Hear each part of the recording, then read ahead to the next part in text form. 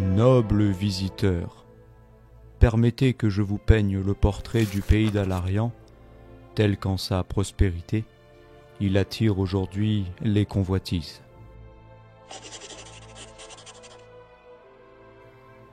Hélas, tu constateras par toi-même, ô honorable voyageur, que la poigne de l'actuel souverain d'Alarian, le roi Khalidan, lui-même fils de Mustzin, lui-même fils d'Alarien, qui donnera son nom au royaume, lui-même fils bâtard d'Artwis, l'ennemi de la contrée du sud, est loin d'égaler celle de son illustre grand-père, Alarien, dont on vient juste de parler.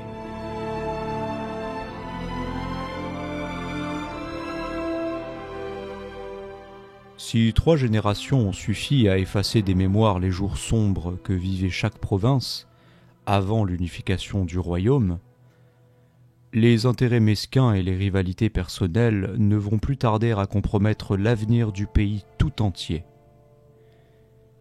D'autant que la situation d'Alarian, pour l'instant florissante, attire les regards de certains d'au-delà des frontières. Évidemment, tout n'est pas connu du commun peuple de notre bel et bon royaume. Seule une petite poignée de sages érudits, et de quelques grands, sont à même d'en percevoir tous les détails et les secrets.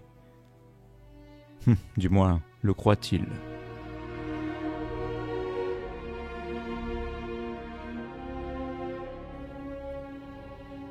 Le royaume d'Alarian n'est que la minuscule partie occidentale du gigantesque continent central des terres d'Osgiliath. Ce monde est composé pour la grande majorité d'humains, d'alphelins, d'elfes, de nains, de félis, de gnomes, de demi-elfes, de demi-orques, ainsi que de peuples plus discrets, comme les Gargantes, les Drachéides, les Serpentaires, les Tieflins, les Azimars et toute autre race exotique. Tout cela sans compter les innombrables abominations qui remplissent les terres sauvages, et même de dragons oubliés.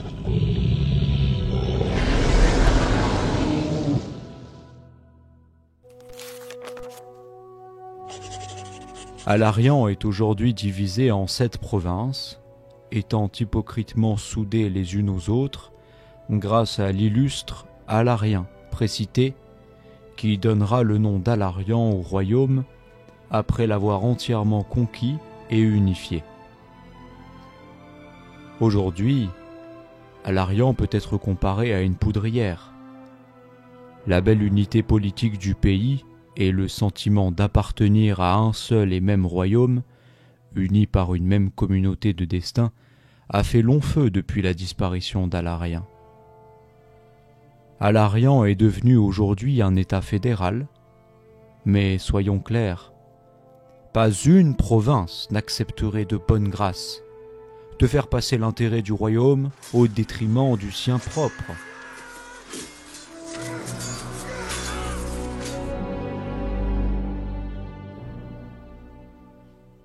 En résumé, Alarian est une poudrière politique, et il ne manque plus qu'une étincelle pour faire exploser la boutique.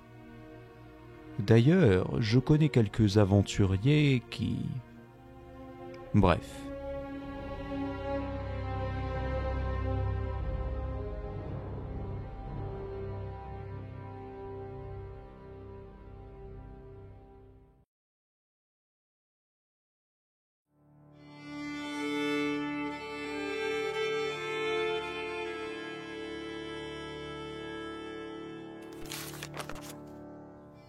En tant que conteur, je me permets de vous narrer l'histoire de quelques futures légendes alariennes que j'ai rencontrées, ou dont les histoires m'ont été glissées à l'oreille, que ce soit sur la route ou à côté d'un bon feu de camp bien chaud. Je promets de ne rajouter qu'un peu de fantaisie personnelle. Tout commença dans la région de Lystad. C'était le printemps.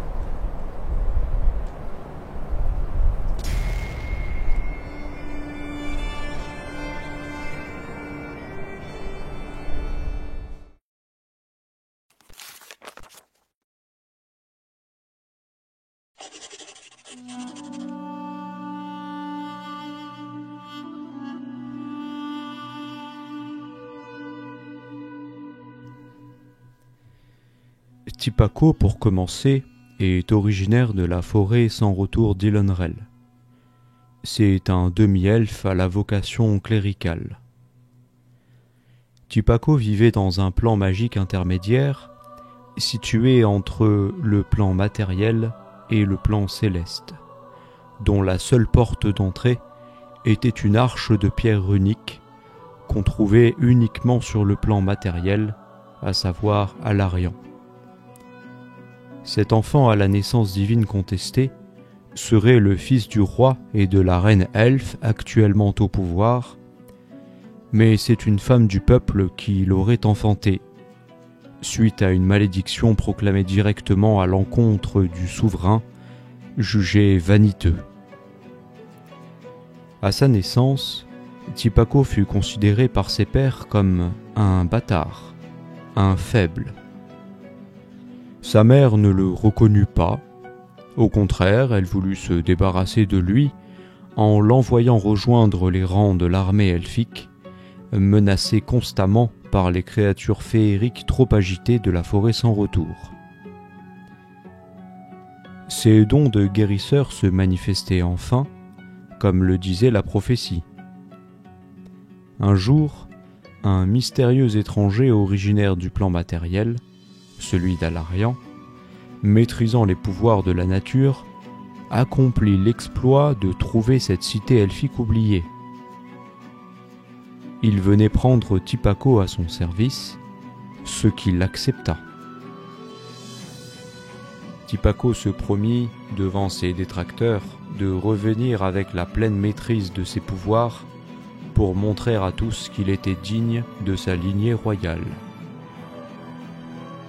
Alors qu'il suivait son nouveau mentor, Tipako monta dans un chariot.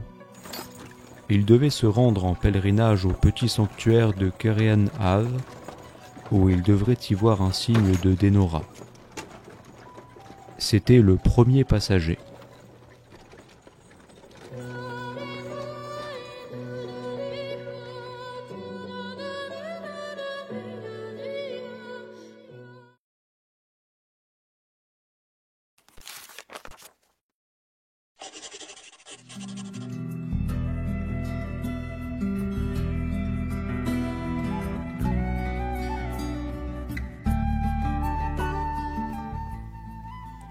Ensuite, laissez-moi vous parler de Drema.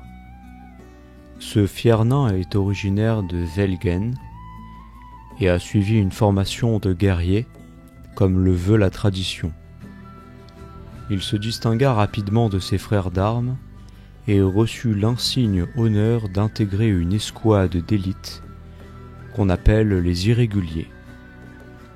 En effet, lorsqu'il fallait repousser de sérieuses menaces rapidement, c'est eux qu'on appelait en priorité, car faire déplacer toute une garnison prendrait bien trop de temps. Il intégra donc le régiment de son oncle, un maître de guerre. D'ailleurs, un jour une urgence imposa aux Irréguliers de se rendre en toute hâte à l'avant-poste d'Ilonrel, dit-on menacé par des pilleurs orques, pour une mission double, protéger les colons et les réserves de nourriture. Comme toute bonne troupe de combattants, des chants ont été entonnés sur le chemin, mais l'ennemi se tapissait dans l'ombre. C'était la nuit. Des guerriers du régiment disparaissaient les uns après les autres. Mais ce n'est qu'une fois sur place que les derniers s'en aperçurent. L'entrepôt de vivres était si calme. Drema vit enfin un des gardes locaux sortir d'une cachette, blême comme la mort, lui faire signe d'avancer discrètement, lui ainsi que la petite poignée d'irréguliers restantes, dans le silence le plus complet, et ainsi traverser la réserve. C'était une embuscade orque. Voyant ses alliés tomber comme des mouches, Drema prit la fuite et fut le seul survivant, non sans apercevoir au dernier moment quelle abomination était derrière tout ça, un géant de feu. De retour en toute hâte à Velgen, il trouva son oncle pour lui annoncer la triste nouvelle. Et en guise de récompense, il reçut une gifle et l'exil pur et simple par son oncle. C'était incompréhensible. Alors qu'il errait sur les routes cherchant un nouveau sens à sa vie, Drema monta dans un chariot. Il devait se rendre à Coréan Ave, où il pourrait rejoindre la fameuse guilde d'étape dont tout le monde parlait, un nouveau concept, fondé par un nain célèbre dénommé Altaïras, un ami proche de son oncle, et ainsi se rendre utile, et peut-être comprendre ce qui se tramait dans la tête de son oncle. C'était le deuxième passager.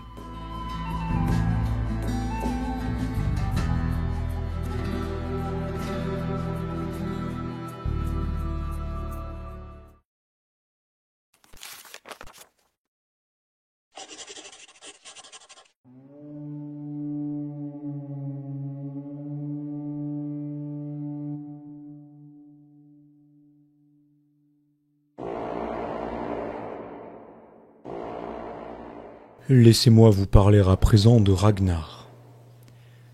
Ce drachéide au sang chaud est originaire des montagnes froides des Friches, qu'on appelle Cœur-Bois, au nord de l'Istad, à la frontière avec le Norven. Il grandit dans un clan barbare vivant reclus dans les monts enneigés, dont personne ne connaît l'existence. Les anciens du clan avaient conclu il y a plusieurs années un marché avec la couronne pour obtenir la levée des impôts et du devoir de conscription pour les futurs enfants du clan, en échange de quoi ils devraient empêcher les abominables mastodontes des neiges, appelés les Xars, de traverser les montagnes et envahir l'Istad, surnommé le cœur du royaume. Un jour, un des membres les plus respectés du clan, Svald, décida de tout plaquer et de refaire sa vie en Norven. Il aurait remis en cause l'autorité de Gulfroid, le père de Ragnar et accessoirement chef du clan, pour une raison inconnue. Alors que Ragnar n'était qu'un garçon, Svald revint réclamer vengeance plus tard, maintenant à la tête d'un nouveau clan, dont les idéaux de violence semblaient être le précepte principal. Une terrible embuscade décima la quasi-totalité du clan de Gulfroid. Les survivants s'exilèrent. D'ailleurs, Gulfroid fut assassiné sauvagement par Svald, sous les yeux terrifiés du jeune Ragnar. Heureusement que de vieux alliés du clan firent irruption pour protéger le petit, à présent orphelin, et imposèrent la fuite à Svald, introuvable. Les années passèrent et Ragnar comptait la mort de plusieurs jeunes Xars à son actif. Mais il lui en fallait davantage. Retrouver Svald.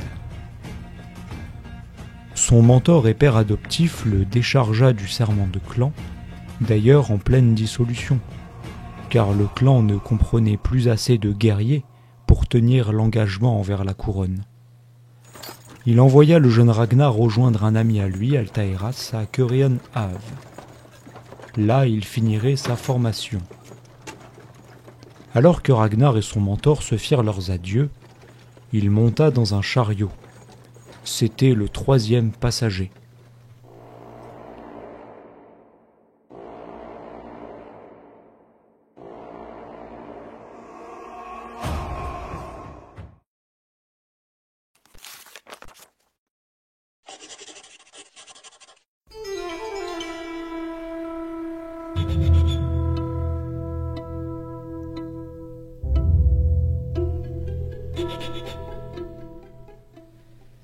Parlons à présent de Magnus Villencroix. Ce jeune homme à l'esprit vif et très bien instruit a étudié à l'université de Ugin et se spécialisa dans l'histoire du pays ainsi que les lois alariennes, qu'il maîtrise à la perfection. Sa finesse d'esprit avait pour effet qu'on disait de lui qu'aucun problème, aussi insurmontable soit-il, ne pouvait lui résister. De par sa façon de réagir aux situations peu enviables qu'il allait rencontrer en politique, Magnus développa naturellement son instinct de roublard. Ses excellents résultats lui valurent les félicitations du baron de Lille, Cadrec l'érudit en personne, qui le muta dans la cité minière de Minheim, une des principales cités produisant des armes et armures en Istad, pour soutenir sa fille enceinte, qui n'était autre que la comtesse Emmanuelle von Lipwitz, dans les relations nationales avec les clients. Un jour, un drame se produisit. Soudainement, les armes étaient devenues si fragiles qu'elles tombaient en miettes à la moindre pression. L'économie de la cité et sa réputation étaient en jeu. Des informateurs en ville lui apprirent, juste avant de mourir subitement d'ailleurs, que de mystérieux vagabonds reconnaissables entre mille firent un saut près des ateliers d'affinage récemment, et qu'un des leurs serait en train de croupir dans les geôles d'une certaine Körehenhave. Magnus ne voulait manquer une si belle occasion d'en apprendre plus. C'est précisément ici que la comtesse lui ordonna de se rendre. Alors qu'il cherchait à lever le voile sur le phénomène des armes tombant en miettes, menaçant directement la trésorerie de Minheim, Magnus voyagea incognito vers Körehenhave. C'était le 4e et dernier passager.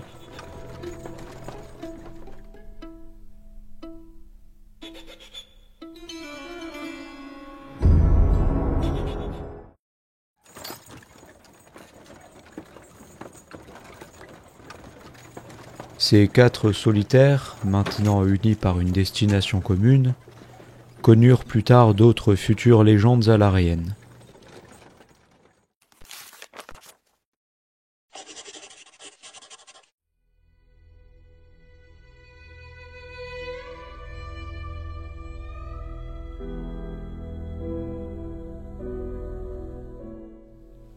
Enchaînons avec Velrars, le plus à plaindre de tous.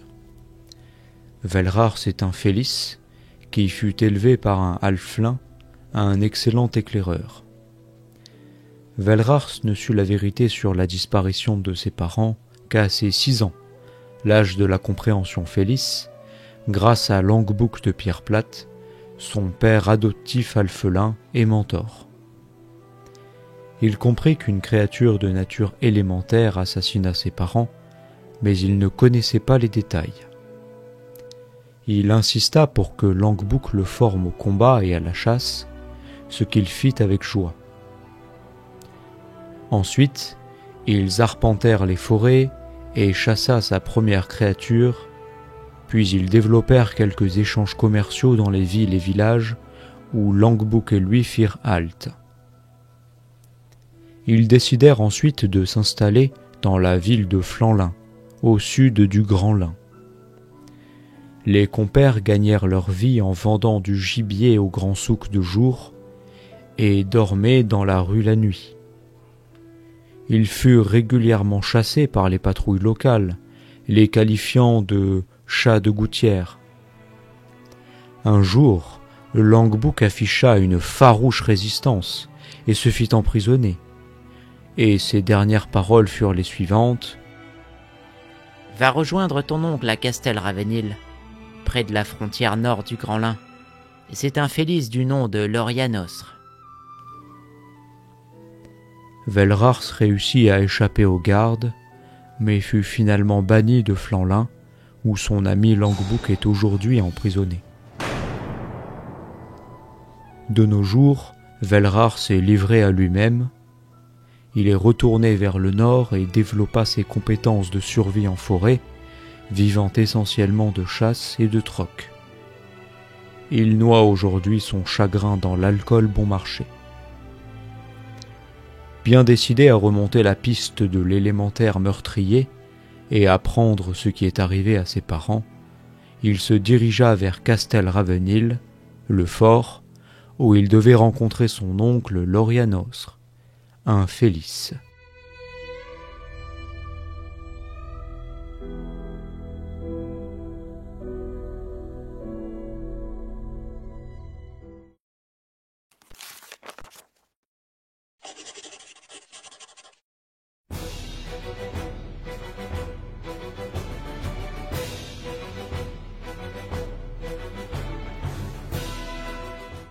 Passons à présent à Lord Pellinal-Locke, que je ne connais que trop bien. Il est aujourd'hui un paladin en devenir, servant la cause du bien à Talbot Ave, la capitale d'Alarian aux 7 districts. À la vingtaine, son aptitude à prendre soin des faibles et sa personnalité affirmée lui valent d'être remarqué à la capitale de Talbot Ave. Son père y a d'ailleurs un poste en vue dans le district des Tours, axé sur la guerre. Il intègre en tant que soldat une unité spécialisée dans le soutien, le ravitaillement, dont l'objectif est de porter assistance et, si possible, rapatrier les blessés de guerre. Il sauva plus tard, au cours de ses missions, une personnalité de Talbot Ave qui l'honorera en le gradant officier. Sa foi se tourne naturellement vers Solar, et c'est à ce moment-là qu'il voulut devenir paladin de la capitale. Pour cela, il devra réussir 3 épreuves, une de force, une de courage et une de mental. Par le plus grand des hasards, il rencontra Ragnar, Drema, Magnus et Tipaco pendant l'une de ces épreuves, et c'est justement le clerc Tipaco qui l'aidera à accomplir la dernière épreuve, celle du mental, consistant à affronter un double de lui-même dans l'un de ses rêves. Il convient de souligner que Pellinal échoua à cette épreuve et que ses projets de paladinat semblent en partie compromis. Aujourd'hui capitaine affirmé, et en réflexion sur son avenir, il a quelques hommes à son service et sa réputation le précède, mais le doute l'assaille. Il se tourne vers la musique et compte bien être connu non plus comme paladin, mais baladin. De par sa santé divine, Pellinal est déterminé à trouver quelle est l'origine de l'épidémie qui gangrène l'Istade.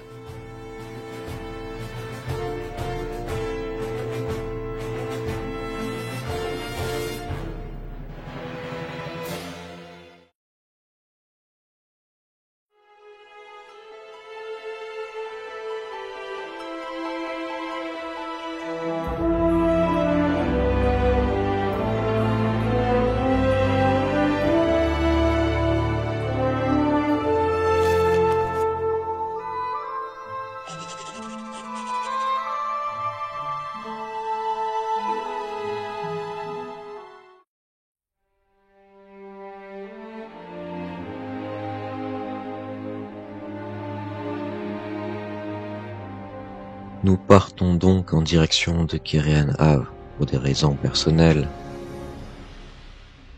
Nous traversons la forêt de la chance perdue. Mais malheureusement, le mystérieux guide, mon mentor, perd la vie. Il semblerait que dans ce bois, les éléments se retournent contre les visiteurs. Nous voulons quitter ce lieu maudit et rejoindre au plus vite le premier bastion de civilisation en vue, la ferme de Féaléfis.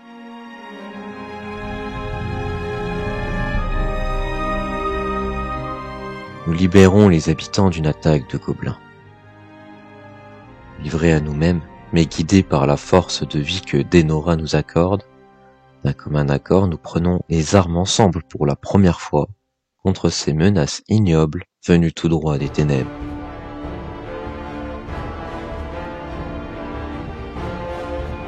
La principale difficulté de cette bataille réside dans le fait que les gobelins semblent surgir de partout.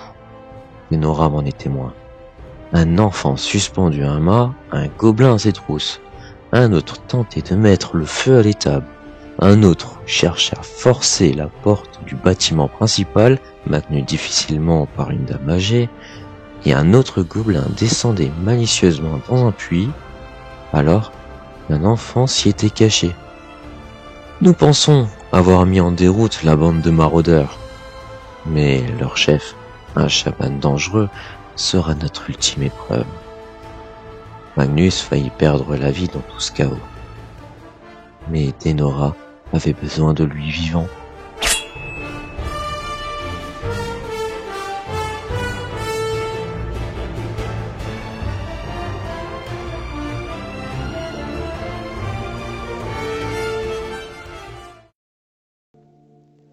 Nous profitons de l'hospitalité de la famille Féal. Après avoir eu quelques explications sur la malédiction qui pesait sur les alentours de la ferme, nous reprenons la route en direction de Kirin. En chemin, nous sommes ralentis par l'effondrement d'un pont de corde.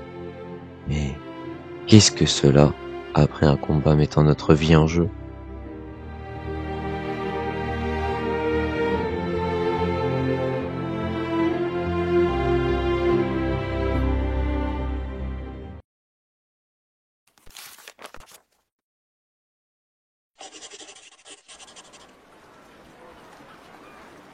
Finalement, nous arrivons dans la petite cité côtière de Kerenhav. Curieusement, tout le monde nous prit pour des marins venus de l'étrange navire ancré au large, dans la baie, à 4 volées de flèches. Nous décidons de lever le pied à l'auberge de Maître Pourlèche, un homme rondouillard au visage poupin. Nous sommes interrompus par une foule qui nous acclame et par l'arrivée du capitaine de la garde, Caluin, qui nous fait mander. Et quelle est cette histoire de bateau étrange ?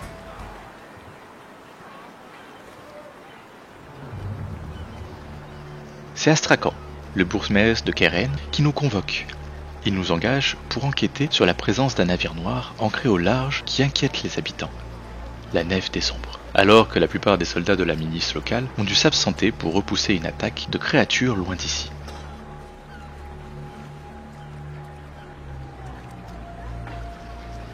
À peine avons-nous le temps de conclure le contrat qu'un milicien fumant et noirci nous prévient que des monstres envahissent le port. Un bon héros que nous sommes, après une fouille rapide des quais, les créatures, en réalité des pirates déguisés en abominations, nous surprennent et un combat épique dans la fumée s'engage.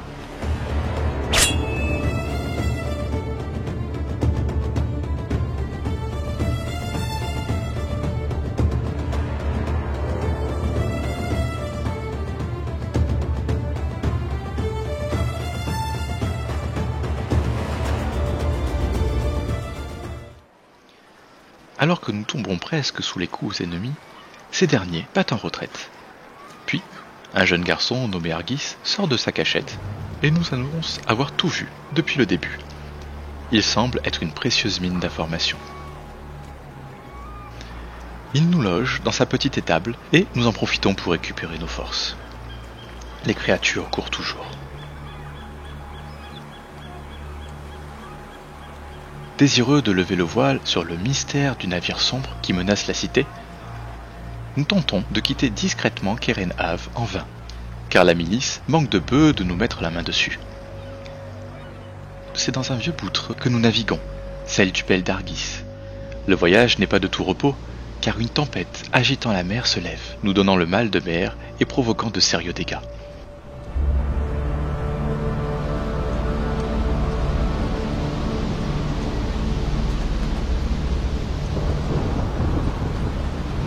Finalement, nous arrivons au pic de la Candelle, accostant dans une anse éloignée du cœur de l'île. Après avoir crapahuté et découvert une autre barque en bois sombre, nous et Argis observons 2 hommes sur la plage au loin, qui engagent instantanément le combat.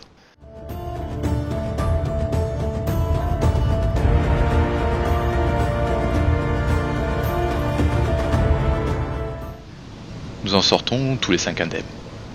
Qui sont ces hommes ? Que font-ils sur cette île ? Sont-ils seuls?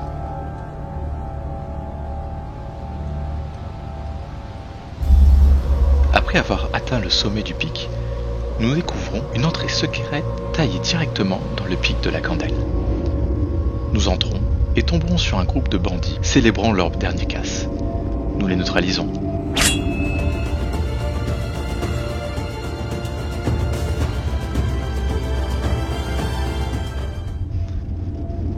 En continuant notre exploration souterraine, Tipako et moi-même découvrons une pièce remplie d'objets précieux, dont des armes frappées d'une armoirie en rapport avec l'enquête de Magnus. Tandis que Argis, Magnus et Ragnar sauvent une prisonnière elfique mourante, Férimée. Il est l'heure de découvrir ce qu'il se passe ici.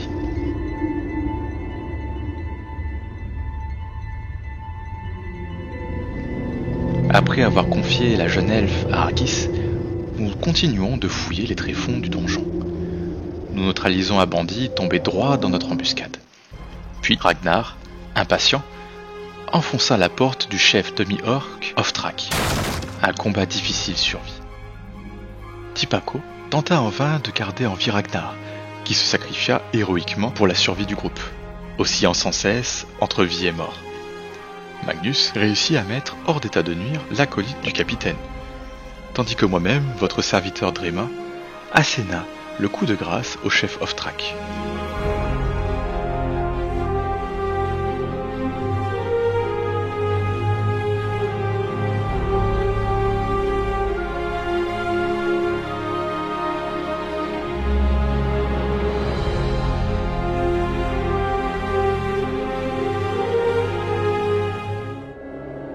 Argis, attristé par les sacrifices que requiert la vie d'aventurier, veut quitter le groupe, mais se ravise lors du réveil de Ragnar. Nous ouvrons le coffre piégé d'Oftrak contenant une étrange dague, ainsi qu'un collier au cristal noirâtre.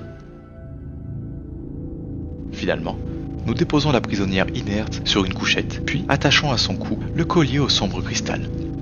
Dans un balbutiement, l'elfe murmura « Merci ».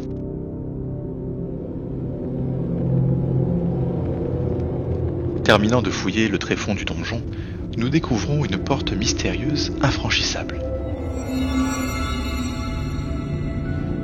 Quittant finalement l'antre des bandits, nous rentrons à Kerenhave, transportant le corps affaibli d'une elfe faite prisonnière.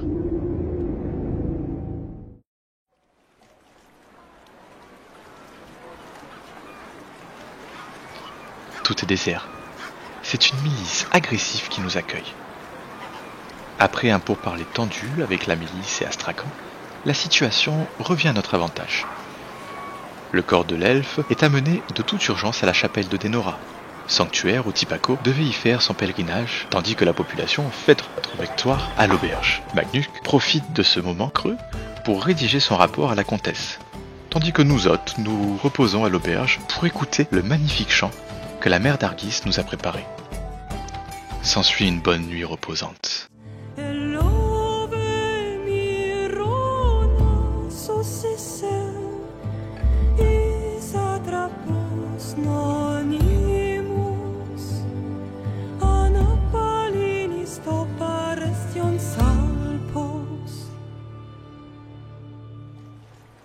Après une bonne collation matinale, nous vaquons chacun à nos occupations personnelles, la menace du bateau noir toujours en tête. Tipako se rend à la chapelle pour prendre de nouvelles de l'elfe et en profite pour rencontrer Ouros, le clerc, visiblement subissant le courroux divin. Quelle fut sa surprise lorsque Tipako entend une voix divine s'adresser directement à lui pour lui confier une mission sacrée.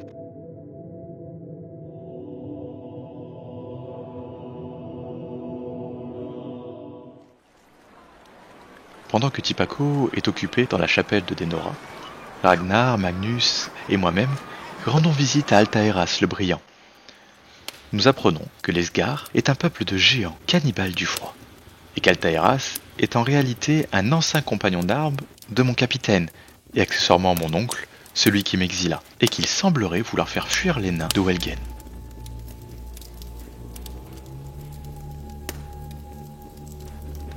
Kaluin nous interrompt. Ce dernier réclame de notre aide pour interroger un suspect de cette histoire, le fameux suspect sur qui Magnus enquête. Magnus apprend pendant l'interrogatoire que le chef de la bande, un certain Domil Starango, reviendrait se venger.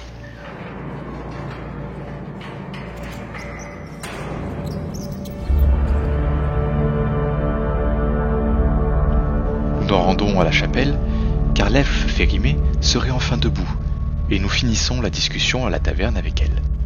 Mais l'ambiance devient malsaine suite à son arrivée. Toute la ville semble nous regarder de travers.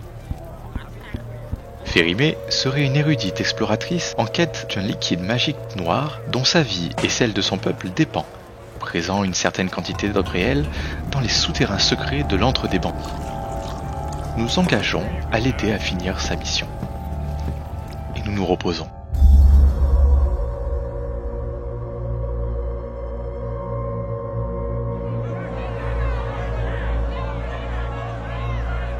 Nous sommes réveillés par des bruits de pierres lancés contre nos fenêtres.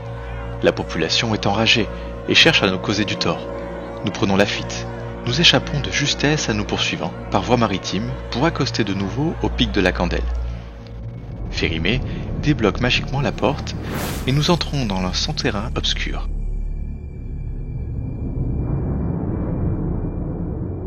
Nous séparons pour optimiser nos fouilles. Nous découvrons un parchemin incompréhensible, enfoui dans un cadavre, tandis que Férimée et Typaco faisaient face à une sorte de reine des profondeurs, une gorgogne immense et figée, aux yeux jaunes magnétiques.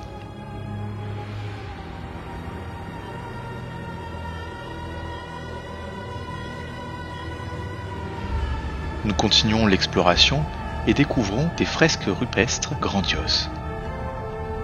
Le lien de Typaco avec Denora est étrangement faible. Nous finissons l'exploration du donjon. Nous découvrons une salle contenant un étrange berceau de pierre et la salle renfermant l'orbe tant convoité par Férimée qu'elle récupère. Décidés à ressortir de l'antre, nous devons combattre des abominations squelettiques ainsi que des ombres vivantes qui semblaient garder les lieux. Évidemment, nous leur redonnons le repos éternel. Typaco fait fuir certaines d'entre elles.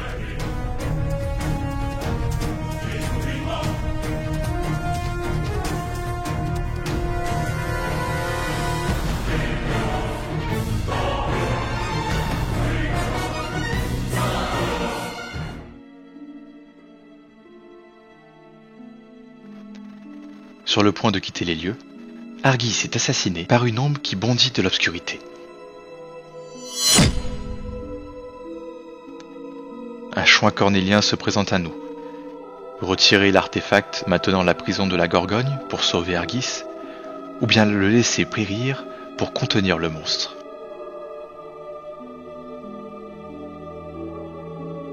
Après une longue et intense discussion, nous décidons de sauver Argis au détriment du maintien de la prison de la Gorgogne. L'amitié est une force très puissante.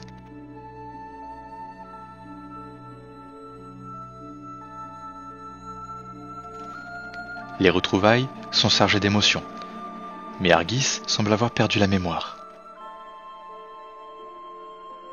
Férimée fait ses adieux et retourne sur son navire noir, la Nef des Ombres.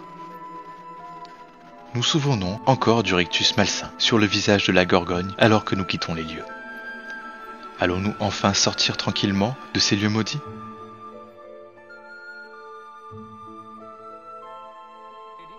Nous empochons finalement la récompense, gagnant en réputation, et nous faisons des amis, mais aussi des ennemis.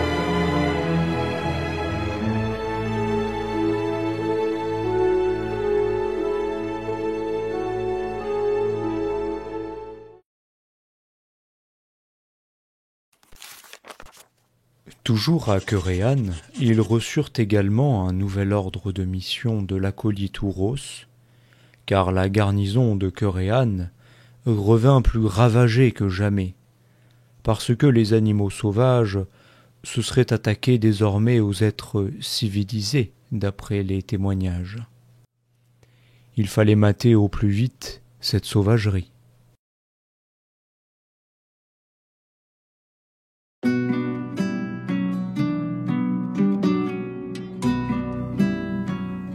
Tipaco, pendant ce temps, s'engagea à aider le clerc local Ouros à remettre les blessés sur pied et rejoindra le groupe une fois sa tâche terminée. Le reste du groupe se rend chez Altaïras, leur ami nain Beg, et en profitèrent pour devenir ambassadeurs de la guilde d'étape.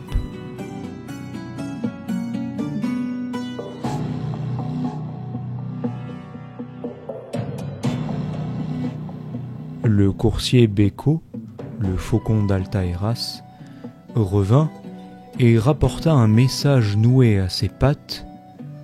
La mystérieuse disparition d'une jeune fille doit être résolue par un groupe d'aventuriers neutres en politique ayant fait ses preuves.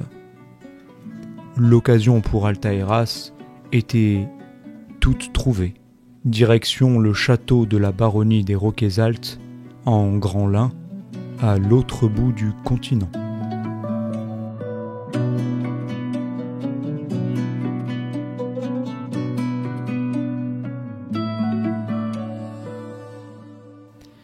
Ouros en profite pour réitérer son ultime faveur aux aventuriers, enquêter sur la furie barbare des animaux sauvages d'abord. Il pourrait ensuite rejoindre leur contact au château des Roquesaltes pour enquêter. C'est sur le chemin. Après faire leurs adieux à leurs amis de Kerean, Argis, sa mère ainsi qu'Ouros, ils se rendirent là où la milice échoua quelques jours plus tôt.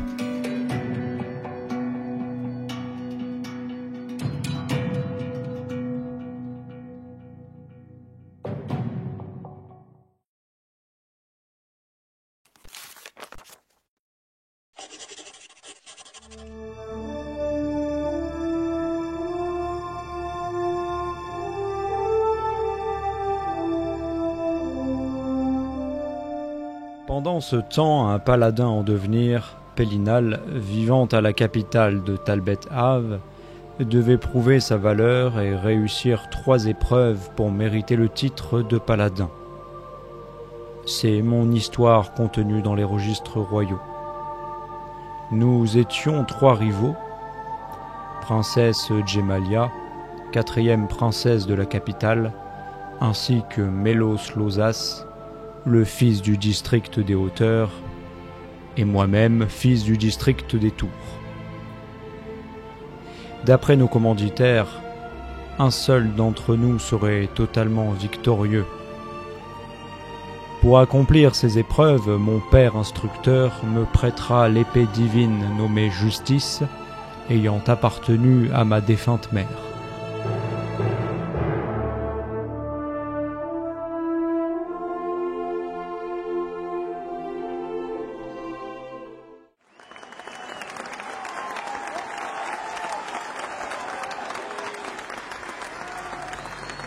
L'épreuve de force m'opposa à un ours de guerre que j'abattis dans l'arène.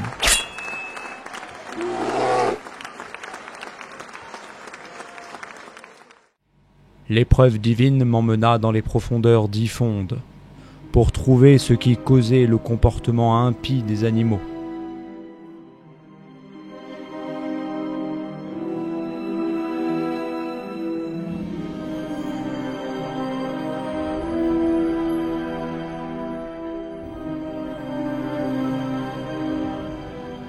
Je rencontrai le groupe de Magnus, Ragnar et Drema en m'y rendant.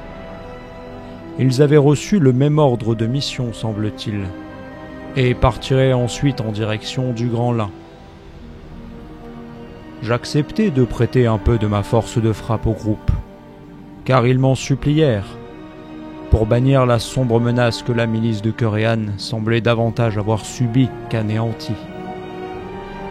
je découvris l'abomination. Elle était en face de moi, et nous nous regardions alors qu'un cercle de feu nous entourait. C'était un seigneur loup incandescent qui semblait perturber l'écosystème.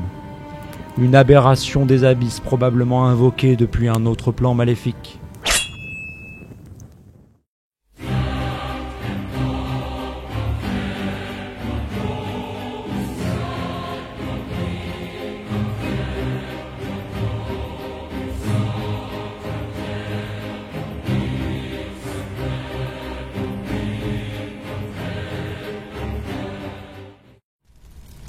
Suite à un combat acharné au milieu des flammes, nous ressortons victorieux. Je devais accomplir ma dernière épreuve avec mes nouveaux compagnons, l'épreuve du mental. Tipaco me sera particulièrement utile en tant que clerc. Avant de nous séparer, nous faisons un crochet à Minheim, la ville de Sir Magnus Villecroix, car il avait affaire et je devais accomplir l'épreuve du mental avec Tipaco. J'ai pu envoyer ma conscience sur un autre plan. Était-ce celui des rêves ou de la folie? Je ne saurais dire. J'y ai rencontré une entité qui prit mon apparence. J'ai succombé contre mon double. Solar me pardonne, j'ai acheté le silence de Tipaco pour qu'il proclame à tous ma victoire. Un bien piètre départ pour un paladin. Je sentais la faveur divine me quitter à mesure que mon péché pesait sur ma conscience. Pendant ce temps, à Minheim, le reste du groupe enquêta sur un étrange phénomène se produisant en ville. Une peste semblait atteindre les hommes et les changer en monstres. Nous sommes informés que la même catastrophe était en train de se produire à Talbot Ave, la capitale, mon foyer de cœur. Nous reprenons notre route, moi vers Talbot et eux en grand lin, sur ordre de leur nouveau commanditaire, un certain Altaeras, fondateur de la guilde étape. Je me demande toujours comment Magnus a-t-il pu laisser sa patrie au sein des ténèbres.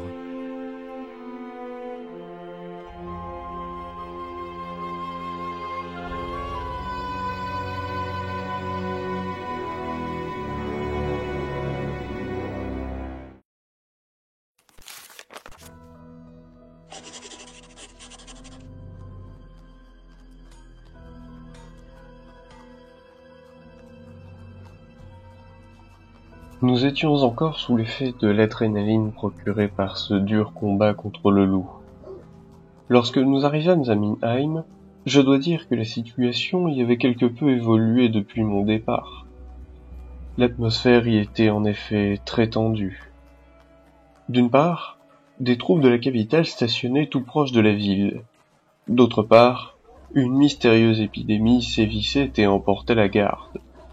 Pour couronner le tout, Emanuel von Leibnitz, alors enceinte, avait confié les rênes du pouvoir à un drôle de duc en qui je n'avais guère confiance. Alors que l'enquête autour de cette épidémie se poursuivait à Minheim, nous dûmes revoir nos priorités. Nous fîmes nos adieux à Pellinal, et Tréma, Ragnar et Tipaco m'accompagnèrent en Gramelin pour enquêter sur la disparition d'une jeune femme. C'est alors que nous arrivâmes à la forteresse de Castel Ravenhill, où l'on nous présenta les faits, ainsi que les premières pistes. Peu après notre arrivée, Ragnar nous quitta, ayant affaire de son côté. En compagnie de Drema, Tipaco et de notre guide Huon, nous remontâmes la piste de Cadmar, le principal suspect, jusqu'au nord de Boeltier. Au cours de notre voyage, notre cher Tipaco fut pris d'un étrange sommeil qui, la semble-t-il, profondément atteint. Je ne me l'explique toujours pas. Mais reprenons.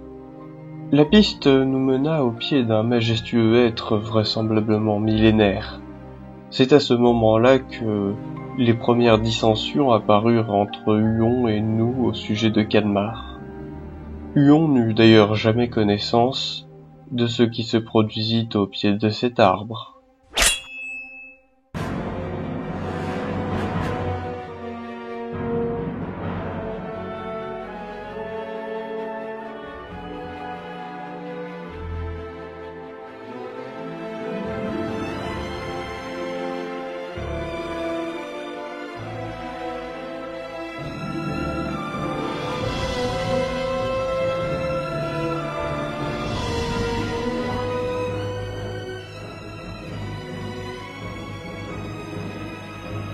Après cette expérience que je qualifierais de troublante, nous n'avions plus vraiment de temps à perdre.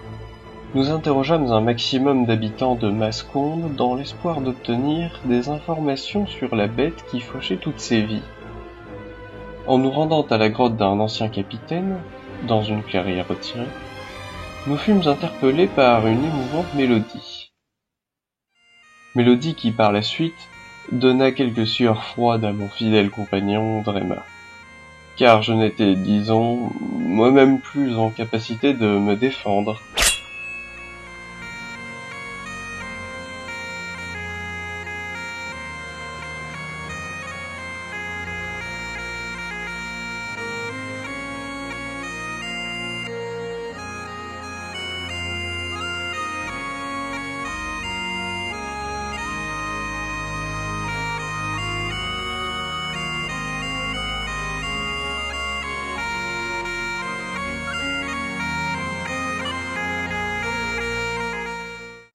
Drema et moi dûmes nous allier à un certain Velrars, un chat, ou plutôt devrais-je dire un Félis, pour éviter tout incident d'ordre diplomatique entre nos deux races. Drema, Velrars et moi-même, tel fut le groupe qui mena la suite de l'enquête, tandis qu'Huon décida de faire cavalier seul, ce qui n'était pas pour me déplaire. Après avoir rendu visite au capitaine, nous tentâmes de percer le mystère qui se cachait derrière la scierie abandonnée, convaincus de l'existence d'un lien entre ce lieu et le meurtre de la jeune Oriabelle. L'expérience fut particulièrement traumatisante pour notre nouveau compagnon, mais je lui laisserai le soin de vous conter ce qu'il endura lors de cette soirée.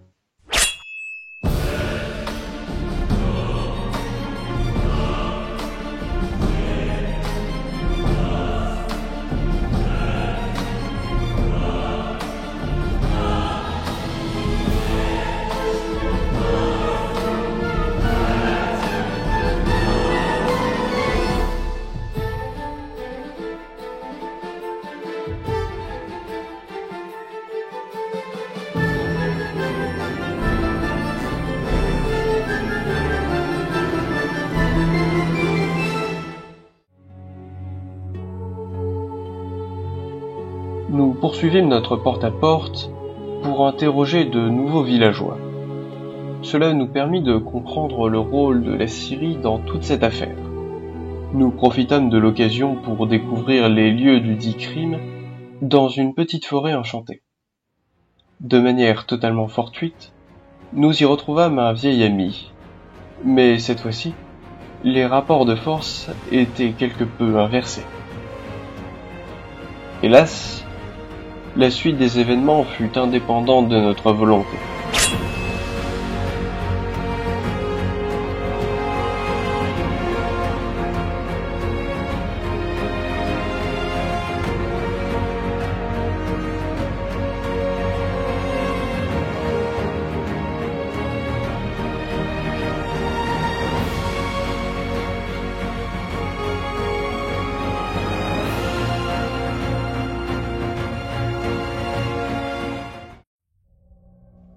Le son puissant d'un corps de guerre retentit dans la vallée.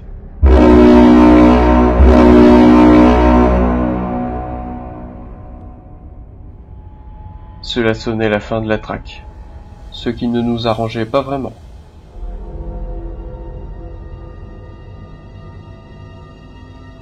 Suite à cela, nous retournâmes à Castle Ravenhill, l'occasion pour nous de visiter les geôles de la forteresse. Cette excursion carcérale me permit de découvrir l'existence d'une secte dangereuse, le cercle rouge. Désireux d'en savoir plus, nous fîmes libérer la prisonnière qui nous révéla cette sombre organisation. Néanmoins, le prix pour sa liberté allait nous demander quelques efforts.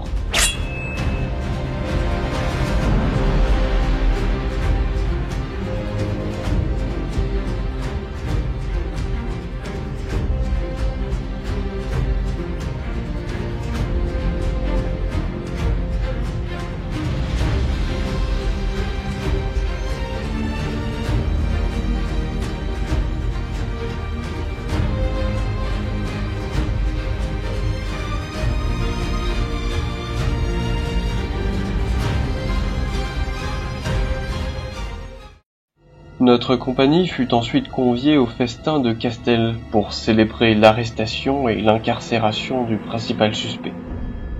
L'occasion pour nous de participer à un jeu dont la finalité est de dévoiler un secret inavouable nous concernant directement. À vrai dire, les coutumes de ces dégénérés m'échappent encore.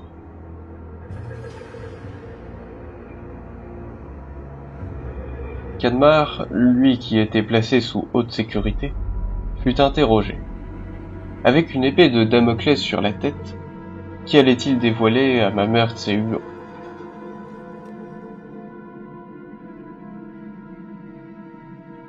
2 jours avant l'exécution de Cadmar, nous étions encore en train d'interroger les villageois. Les échanges plutôt fructueux permirent d'exhumer de vieilles légendes terrifiantes sur Bois-Altier. Le mystère de la Syrie était désormais résolu. La concordance des témoignages ainsi qu'une hypothèse osée de ma part de brûler par le feu tous les arbres de cette forêt nous ont reconduits chez le capitaine Baudouin, dont le comportement nous avait semblé toujours un peu étrange. L'ermite nous prophétisa que nous connaîtrions l'identité du coupable dans la nuit en pleine forêt. Notre discussion tourna court et la suite des événements me frustra un peu.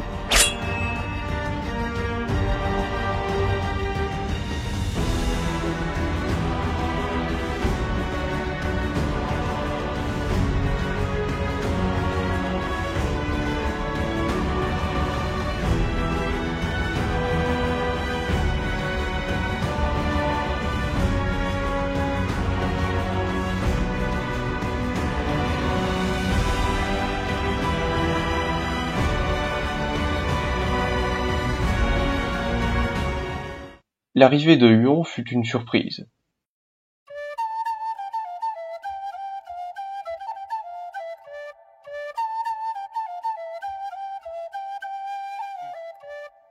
Il semblait vouloir nous aider pour cette nuit, malgré un plan qui, dès le début, me semblait bien curieux.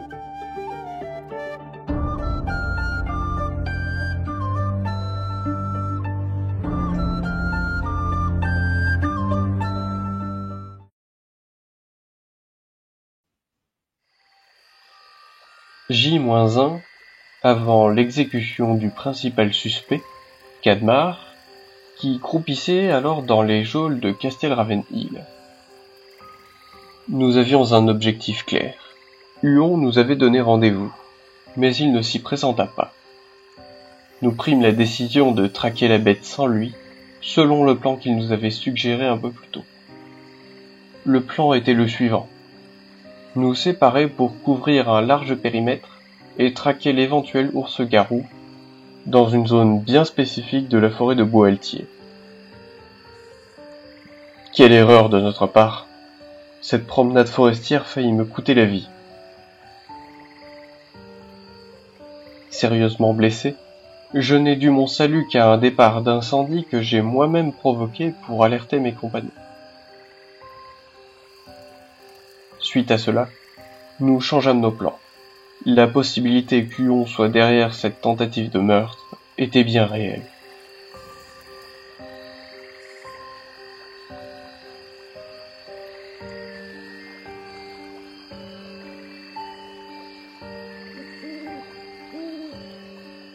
Nous suivîmes Velrars qui, grâce à ses sens surdéveloppés de Félix, percevait l'odeur familière laissée par l'une des flèches qui m'a transpercé. Cela nous conduisit plus au sud, et nous découvrîmes une bicoque accessible par un sentier presque invisible. Après cela, les événements s'enchaînèrent très vite.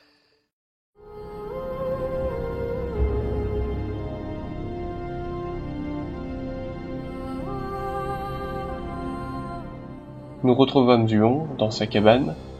Les discussions étaient tendues.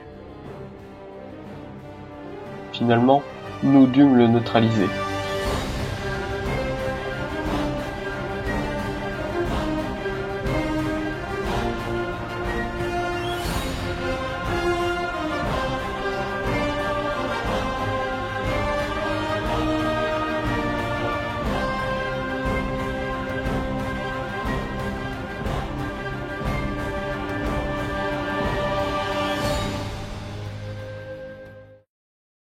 La fouille de son logement révéla des preuves accablantes. Mais il fallut faire vite. Maintenant que Huon ne représentait plus un danger, il nous fallait empêcher une exécution.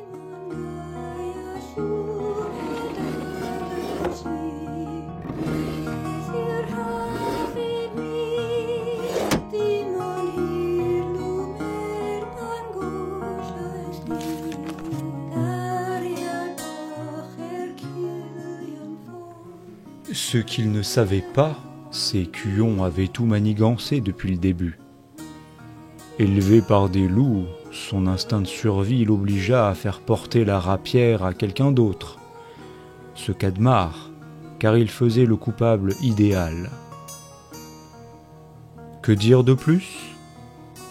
Le groupe quittera Castel pour se rendre à Port-Léger, dans le but d'accompagner Anaël, une elfe magicienne infiltrée au sein de la secte du Cercle Rouge, qu'ils avaient sauvée il y a peu, et travaillant pour le compte de l'Académie, la faction scientifique et artistique d'Alarian. Elminster, votre humble conteur et plus grand admirateur de futures légendes alariennes.